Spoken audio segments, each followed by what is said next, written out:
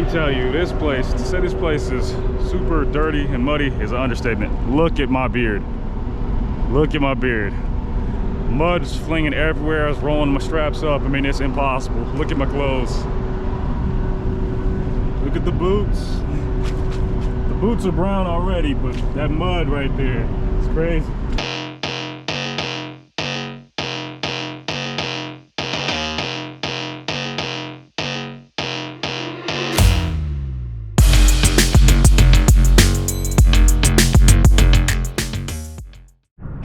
What's up, guys? Graphite Trucker here, back with another video.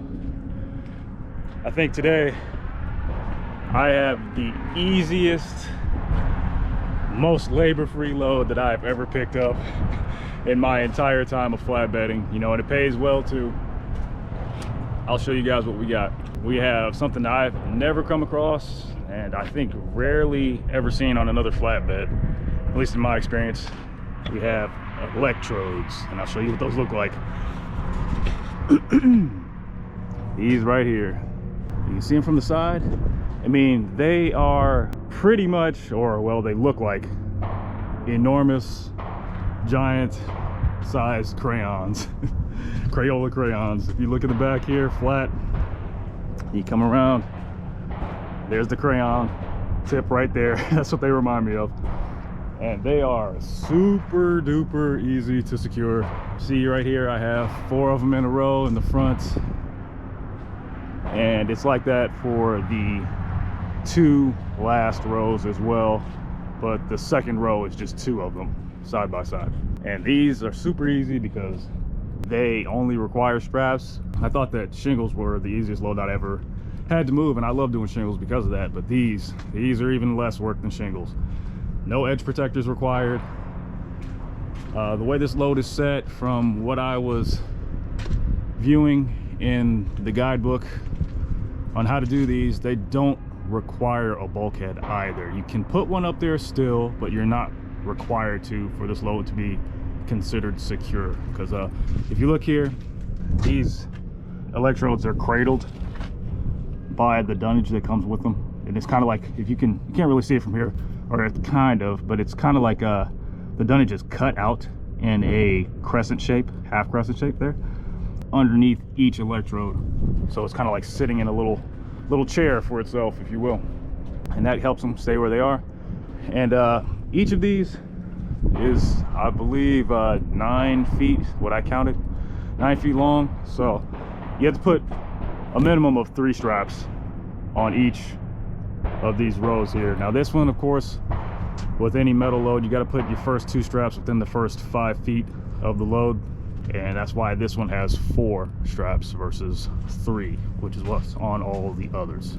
But I mean, easy. I got done with this in less than 30 minutes as far as like strapping everything, throwing everything across, and winching it down. It's super fast, super duper fast. Like I said, the easiest load that I've ever picked up since I started flatbedding. Now this one has to go about 11 and a half to 12 hours up north, up to Pennsylvania. I don't actually, what's the Copa or Keppel? No, I don't even want to mispronounce it. I don't even want to mispronounce it, guys, but it goes up there, up to Pennsylvania. City starts with a K, that I had never heard of before this day, but super easy. If I could get this load more frequently, I would take this load once a week if I could. So easy, pays well, and very easy to deal with. And it'll be super easy to take all this down, roll up all my straps, and get out of there once I'm done. Now this load's got to deliver tomorrow, and like I said, it's got an 11 and a half, 12-hour drive for this one, and it's 2:30 right now. And I guess the trade-off for this load being so easy was the amount of time that I had to wait for them to put it on the trailer. It's 2:30 right now.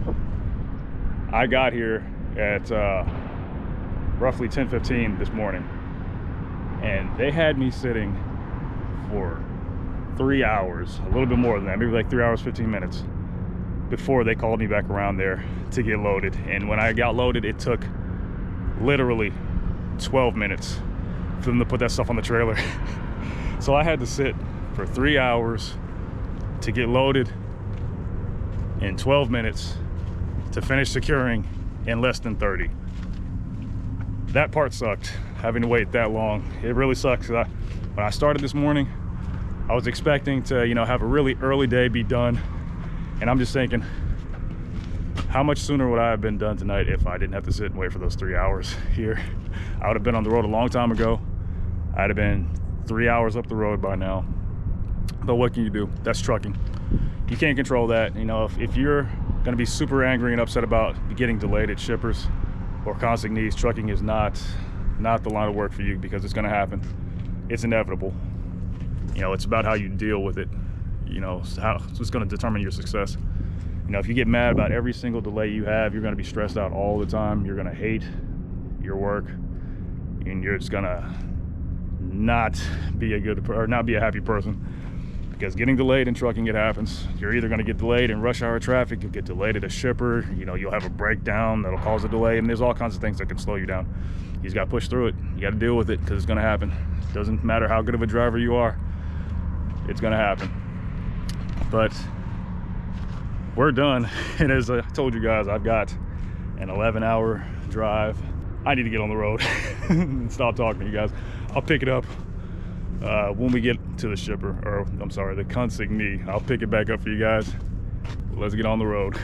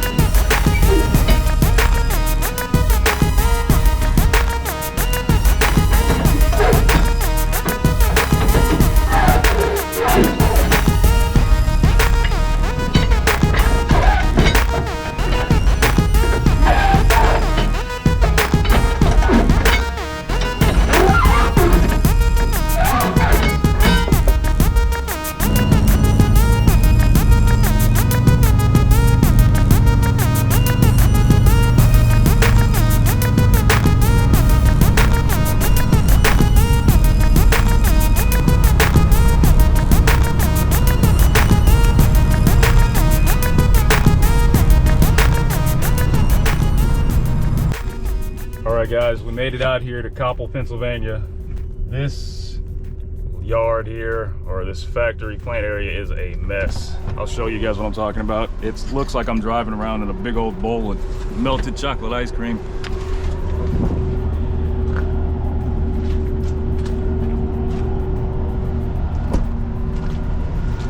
Look at this whole area is a liquidy, muddy mess out here.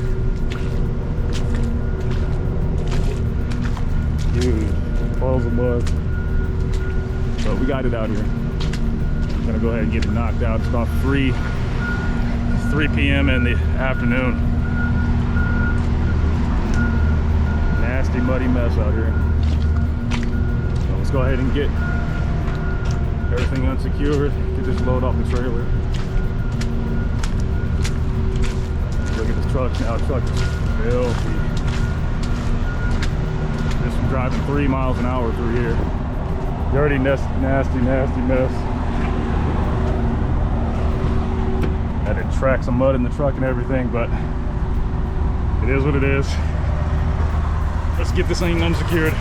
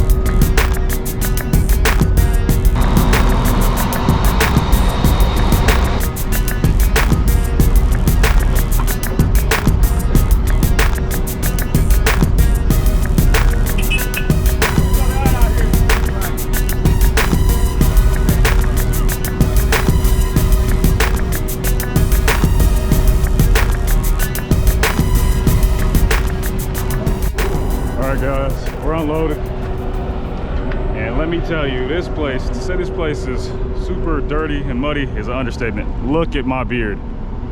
Look at my beard. Mud's flinging everywhere. I was rolling my straps up. I mean, it's impossible. Look at my clothes. Look at the boots. The boots are brown already, but that mud right there, it's crazy. The truck. Look at this. Completely, pretty much the truck took a bath in mud coming out here. It's a good thing I didn't get a truck wash before I came out here. I mean, it is filthy. It was an easy load to deal with. I know I said yesterday that for what this load was paying, I would take this load once a week. And I still would. Just hopefully not have it be super slick and muddy wet out here. As you can see in that background, it recently snowed out here and all the snow is settled, but it's warm enough for the snow that's not clumped up together to be melting. And that's pretty much what happened all over this parking lot. Or it's not really a parking lot, but there are a lot here where they unload. There was snow and it melted before I got here, I'm assuming, and it's like super wet and nasty. There is not a single place where mud did not get to while I was doing this. As you can see, my face, my clothes, my strap winder, everything caked, filthy. The door, my seat and my steering wheel for my hands. There was no possible way. Reminds me of when I was a kid. I didn't really play in the mud when I was a kid, but I like to splash in regular water puddles. But this mud, I could definitely do without this. This truck's have to get cleaned at the end of the day when I stop, man, because I can't go on like this. I mean, look at my face. That is wild. What's going on here? We're still waiting for our dispatch. We're gonna go ahead and find somewhere to post up and park for a minute while we're waiting. Gotta scale out too before we do that. Let's go. All right, guys. Clean myself up a little bit. At least the parts of me that you guys can see. Wash my hands, clean my face off and everything. I feel a little bit better because that was just insane. I've never, ever been that dirty for any job I have ever done, or even anything I've done in my recreational life. You know, I've never been that covered in dirt and mud ever. That was crazy. But we're out of there. I'm just sitting on the side here. I got my next dispatch for the next load coming up, but it's really close. It's like 30 minutes away. But I was looking at my clock, and my duty hours pretty much caught up to my drive hours, you know, so now it's running down. I have less duty time than I do drive time available. But I was about 40 minutes away from a split log starting, you know, sitting for 2 hours in sleeper berth or off duty. So I'm gonna get all that time that I was just sitting there in sleeper berth while I was waiting to get unloaded. All that time is gonna come back, and I'll have more duty time and more hours, so I can go ahead and pick the next load up and actually get to the consignee and deliver. It's a short run that I got coming up next. It's 4.5 hours total, you know, between me picking it up and then going to deliver it. So I just decided to, you know, take my time, because at first I was thinking, let me hurry up and rush, let me go do this and maximize my time. But that's how you make mistakes, and that's how you end up making yourself tired, you know, trying to burn the candle at both ends like that. You let me hurry up and just rush and get done, and forget that. That's stupid. That's dumb. So I chilled out, let myself take a break, got myself something to eat, washed my hands, cleaned my face off, cleaned off, you know, the steering wheel and, you know, the things in the truck that I touched the most, until like later on when I can chill out and get these dirty clothes off and, you know, do a little bit more of a detailed clean inside the truck. Chilled out for that, and you know, got myself together. And just relaxed. There's no reason to rush. You know, I'm not under any crazy time constraint. I'll have more than enough time to go ahead and, you know, do what I need to do with this next load. Plus, I stopped my clock. I will have stopped my clock once this split log time gets done. You know, so I won't have to rush on the next load that I'm picking up after this place, or after I leave this place. So it's all a win. There's nothing negative that's going to happen from me taking my time. It's only a benefit. So keep that in mind, guys, because sometimes you will get some crazy rush and a lot of things coming at you all at once, you know, kind of like I did with this one. You know, the load being so dirty, or the lot being dirty, and me having to get everything cleaned up a little bit just for my own sanity. I don't like being dirty. I don't mind it, you know, for working, but I don't like to just roll around in, you know, a filthy kind of area, pigsty kind of stuff. You know, nothing like that. We'll knock this out. It's about almost 5 o'clock. So I think I'll cut the video here, guys. And the next time you guys see me, I will be a lot cleaner. Hopefully. Iridite Trucker out, guys. See you in the next video.